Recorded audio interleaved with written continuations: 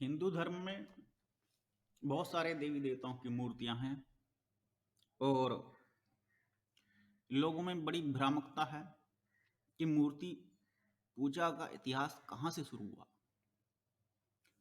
जल्दी से लोग जो लॉजिकल हैं वो मानने के लिए तैयार नहीं हैं।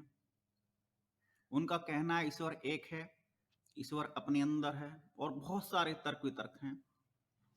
वो मूर्ति की महत्ता को नहीं मानते हैं और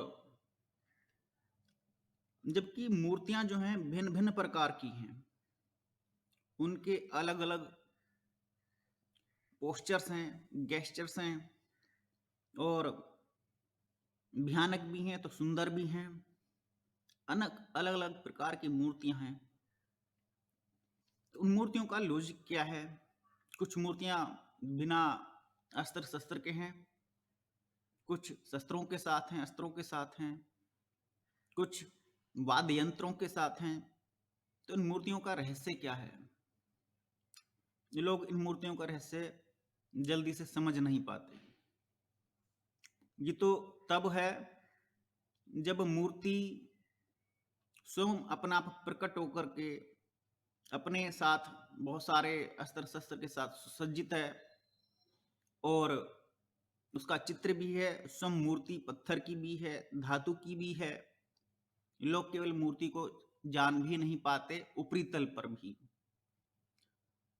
अंदर के रहस्यों की तो बात ही अलग है। और एक भ्रामकता और फैला दी गई है कि मूर्ति पूजा वेदों में नहीं है, जबकि मूर्ति पूजा जो है वेदों से ही निकली है। एक वेद आता है ऋग्वेद, उसमें विज्ञान का बहुत बड़ा विशद वर्णन है, मैथमेटिक्स का बहुत बड़ा वर्णन है और ये मैथमेटिक्स के आधार पर ही मूर्तियां बनी हैं।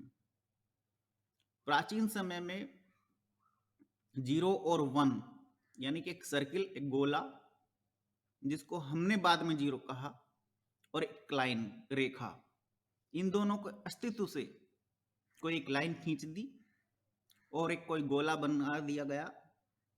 इन दोनों के अस्तित्व से गणित की शुरुआत होती है।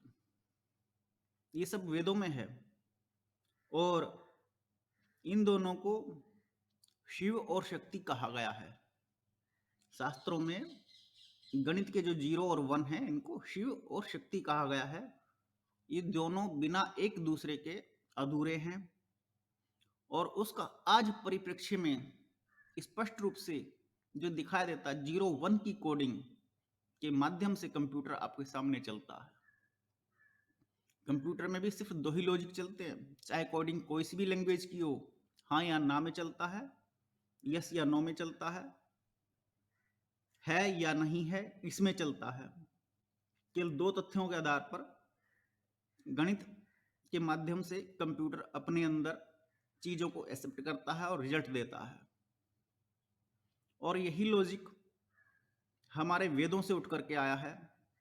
लोग चूंकि वेदों को नहीं जानते, उनको मिसगाइड कर दिया गया, उनको जला दिया गया, फाड़ दिया गया, उनको पढ़ने और पढ़ाने वाले विद्वानों को नष्ट किया गया, आक्रांतों ने किया जो बाहर से आए।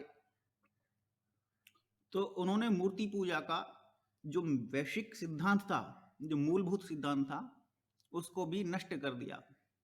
आज हमारा हिंदू धर्म, सनातन धर्म, जो वेदों के लिए लौटता है, जो वेदों की महत्ता प्रतिपादित करता है, खुद उसके जानने वाले भी मूर्ति पूजा को नहीं मानते हैं।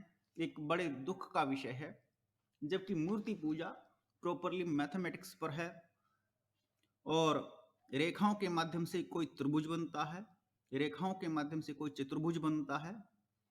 और इसमें एक बात और आती है कि जिस प्रकार आप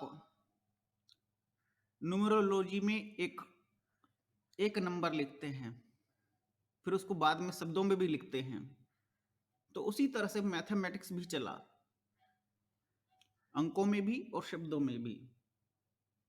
तो उसी तरह से हमारे गणित की व्याख्या वेदों में शब्दों में भी मिलती है और शब्दों से अंकों में भी मिलती है, और ये दोनों आपस में कन्वर्ट भी होती हैं।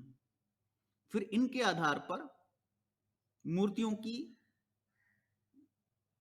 चित्रों का, मूर्तियों की सामग्री का, मूर्तियों के गणित का प्रतिपादन किया गया है।